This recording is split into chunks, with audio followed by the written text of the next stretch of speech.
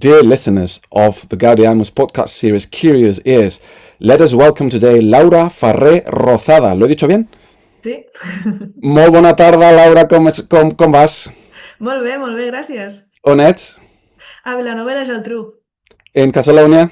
Yes? That's wonderful. Well, she comes from the province of Barcelona, I'm not mistaken? Sorry? Yes, The the province province of of Barcelona. Barcelona. Yeah. Right, and that's where you grew up, but then you worked in Birmingham, if I'm not mistaken?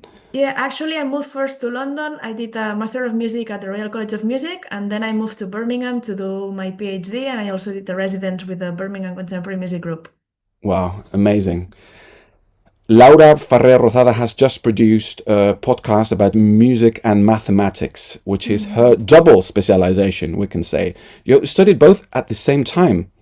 Yes, I did a bachelor's in mathematics at the Polytechnic University of Catalonia and a bachelor's in piano performance and master's at the Catalonia College of Music, Escola Superior de Música de Catalunya.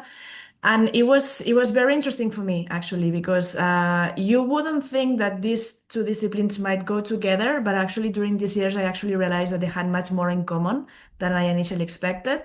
So the goal of this podcast actually was to introduce to other people to this world that actually has so many possibilities. It's still too unknown in too many ways.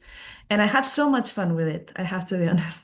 By making the podcast? Yes, I had so much fun because I have experience in doing radio shows on Catalan and Spanish national radios on music and mathematics. So I have quite an experience on the media, but it was the first time that I was doing the whole thing myself. Like usually I would do the script and I would be presenting and interviewing people and trying to balance their projects with music and mathematics, but this time was the first time that I was also doing all the audio and mixing the music and all of that. So it was really fun because I learned a lot by doing that as well. Yeah. You studied many years, both disciplines. Mm-hmm. You had a week course last summer at the Universidad de Comillas in Santander. Yes. You teach, now you're the coordinator of a program, a combination of music and mathematics in Barcelona. Yes. SMUC and Polytechnic University. Exactly, yes. So And it's you a joint degree. condensed everything in 40 minutes for this podcast? I mean, I had to do like kind of a synthesis. It's more like telling my story in a way, trying to also put in between like all that music that I was learning at that time or I was listening to, and it had like a huge influence on me. And also trying to give like a broad summary of music and mathematics. What are the possibilities? And also trying to explain some curiosities of it so people can actually become interested in this topic and they want to find more about it. We hope they do after listening to your podcast, and then they can follow your website, your communication channels. You had a radio program at the Catalan radio as well, Yeah. which you can trace. Yes, they can go to my website and they can see all the activities that I do around music and mathematics. They can find all the podcasts there, also the concerts. I also do lectures on music and mathematics in different countries. So yeah, I really hope that this can be an introduction to them and that they want to find more about it. And my website is a very good place to find more resources as well. And go to your concerts, which you're giving all the time in Europe, in America, in Asia. Yes. Armenia in a couple of months. Yes, I was actually in Armenia in October because I recently released my third album, which is dedicated to Armenian piano music.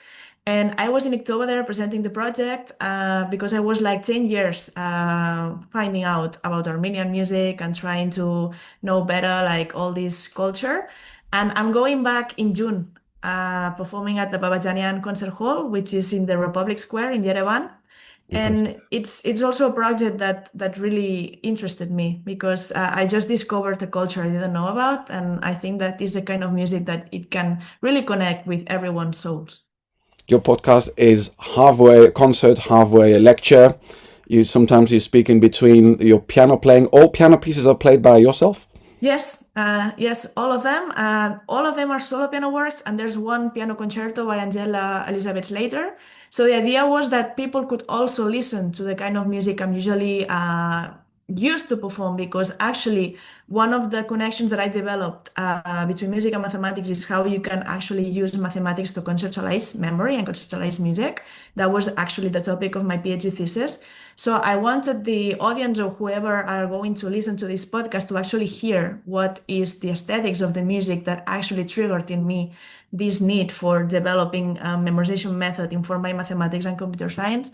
So that was also the goal, to actually be able to hear what music actually influenced me during this journey, which were many years actually. So Wonderful.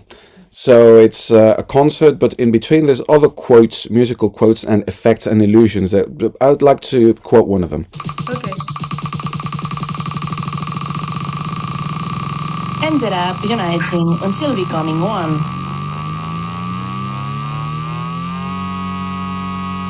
This is rhythm becoming pitch. Exactly. Yeah, this was kind of an experiment. So people listening to the podcast can actually notice how frequencies work and how intervals are built. Like it's like a proportion of rhythms that then if you start like speeding it up, it becomes an interval. But I also use it as a metaphor for my story. Like I initially thought that I would like study music and study mathematics at university level, but at first I wasn't aware that I would eventually be able to connect both. And along the years pass, and I keep studying about this topic, then I figured how I could merge both. So I thought it was a very nice way of introducing like one of the fundamentals of how mathematics can appear in music, but as well how it worked for me in terms of understanding how these two worlds could actually connect. Yeah. And talking of speeding up, Yes.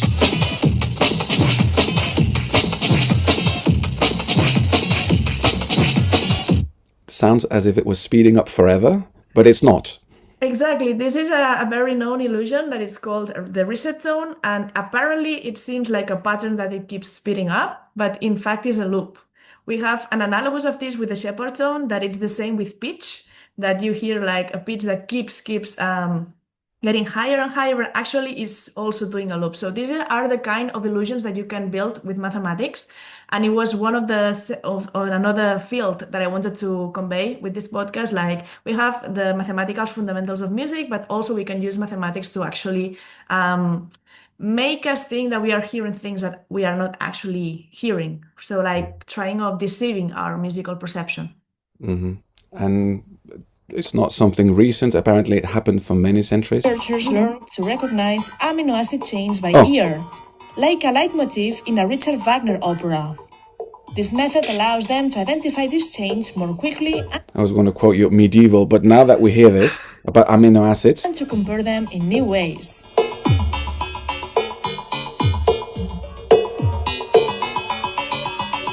en serio?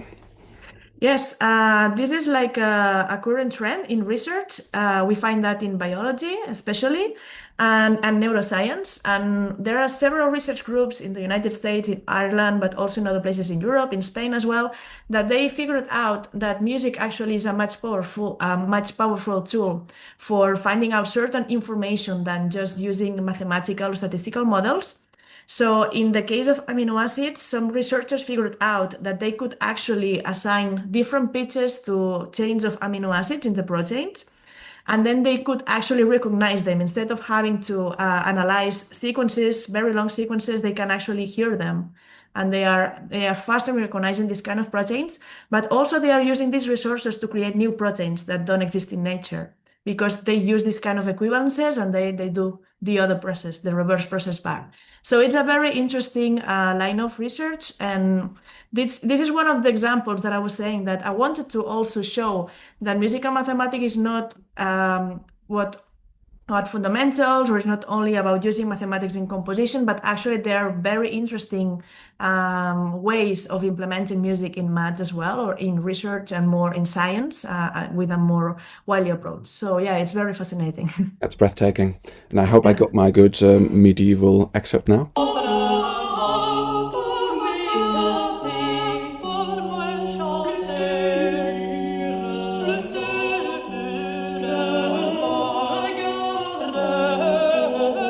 What are we listening to?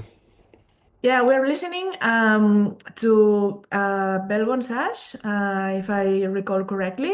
It's from Botte Cordier. And I wanted also to put some medieval examples because we have this idea that music and maths maybe have been more connected during the 20th century, or we have heard a lot about Bach, Johann Sebastian Bach, but actually these ideas of using mathematics in musical composition are much earlier than that. Like Guillaume de Machaut, it's one of the first that actually uses mathematics in musical compositions. So it's very interesting to actually compare how these music sound that you wouldn't think that mathematics are behind these kind of compositions, but at the same time is very rational music. So in a way, trying to change that idea that we have that when we apply mathematics to music, it has to be something cold or that it has no expression at all. But the really maths is also another tool that we can use to make very interesting music. So you use a couple of medieval and Renaissance examples to illustrate how warm and rich it can be. Of course, we don't go deep into the details or checking the score, though we could, right? Those graphic scores with the chessboard that you name, they're somewhere available through your website. We could find in one of your lectures, maybe on video as well. Yeah, of course. Yes. That's nice. Very nice. So just an invitation, a postcard to, as you say in your podcast, different intersections, right? Between music and mathematics. Exactly. This one being the last one in the whole podcast. You can tell us about it after we hear it.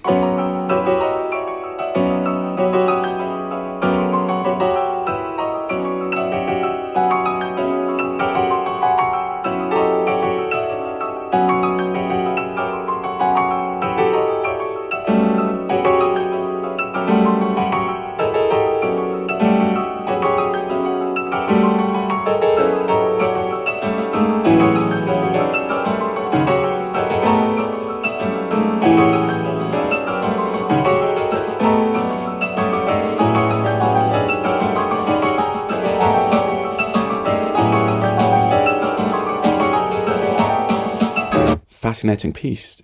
Yes. Yourself playing. Yes, this piece is called Sergei Blanche. It's by French composer Pierre Gerlovsky, and it's the first piece of my second album, Nimbus. And I introduced that one because I really like the energy of it. I think it finishes the podcast with a very positive energy, which I like because I think that encourages people to keep looking for this kind of a world like music and mathematics. It's the kind of repertoire that actually triggered in me the need of using maths in memorizing music, right? And using maths to develop this method that I was talking about. And also, when I was younger, I used to play the drums. So I really like this piece that mixes the drums with the piano. I think it's really cool that I can play a piece that involves both instruments. So I thought it was a very nice music to actually end up and close down. Yes. In your latest CD? My latest CD is called Araspel, and it's the one that is dedicated to Armenian piano music. So this one is from my previous album, which is called Nimbus. Yeah. Right. Great to hear. Well, I hope we encourage some listeners to go with some patience. We have a couple of minutes of listening to music, a couple of minutes of explanations, different styles, different effects, different geographies and moments in history. And let that be an invitation to go deeper into the material. Maybe some youngsters to study your new bachelor program.